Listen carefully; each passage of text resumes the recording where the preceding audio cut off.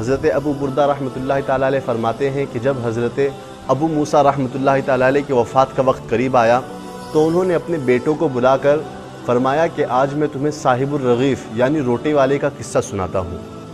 اور پھر آپ نے فرمایا کہ ایک شہر میں ایک شخص اپنی جھوپڑی میں عبادت کیا کرتا تھا، وہ لوگوں سے الگ تھلگ ہمیشہ اپنی جھوپڑی میں رہا کرتا تھا، 70 سال تک وہ اپنی اسی جھوپڑی میں رہا اور عبادت کرتا رہا۔ ان 70 سالوں میں کبھی وہ اپنی جھوپڑی سے باہر نہ آیا۔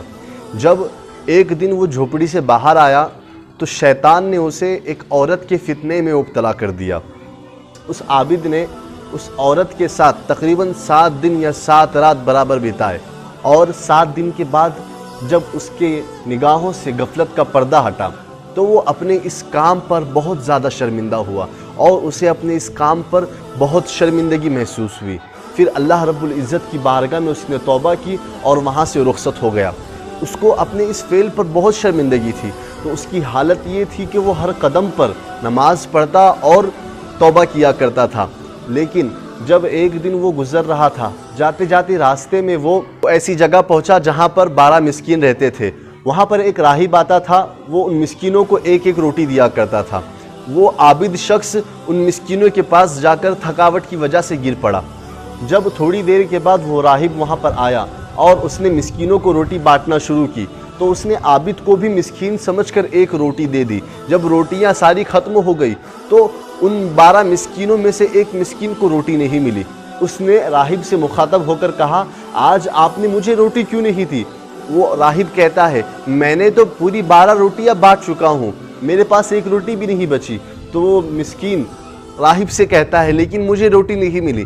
راہب تمام مسکینوں سے مخاطب ہو کر پوچھتا ہے، کیا تم میں سے کسی کو 2 روٹی ملی ہے؟ تو تمام مسکین کہتے ہیں، نہیں، ہم کو تو ایک ایک روٹی ملی ہے۔ پھر اس کے بعد راہب مسکین سے مخاطب ہو کر کہتا ہے، شاید تم آج 2 روٹی لینا چاہتے ہو، جاؤ آج کے بعد میں تمہیں ایک روٹی بھی نہیں دوں گا۔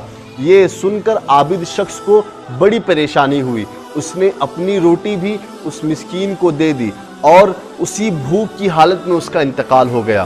جب مرنے کے بعد اس کے 70 سال کی عبادت کو ان 7 راتوں کے ساتھ جو اس نے اللہ کی نافرمانی میں گزارے دونوں کا وزن کیا گیا تو اس کی 70 سال کی عبادت پر اس کی 7 راتیں جو اللہ کی نافرمانی میں گزری وہ غالب آ گئی، اور پھر اس کو جہنم کا مستحق بنا دیا گیا۔ اور پھر اس کے بعد جب اس کی 7 راتوں کو اس ایک روٹی سے مقابلہ کیا گیا، اس ایک روٹی کے ساتھ وزن کیا گیا جو اس نے مسکین کو دی تھی، تو اس کی 7 راتوں پر اس کی ایک روٹی دینے کا ثواب اس کو کام آ گیا اور اس پر وہ غالب آ گیا، اور اس کی وجہ سے اللہ رب العزت نے اس کی بخشش فرما دی۔ اس واقعے سے ہمیں ایک درس ملتا ہے کہ انسان جب کسی کی بھوک مٹاتا ہے تو اللہ رب العزت کو اس کا یہ عمل بہت ہی پیارا لگتا ہے۔ انسان اگر 70 سال تک عبادت کرتا ہے لیکن اگر وہیں پر 7 دن بھی اللہ کی نافرمانی بھی گزارے تو اللہ رب العزت اس کی 70 سالہ عبادت کو چھوڑ کر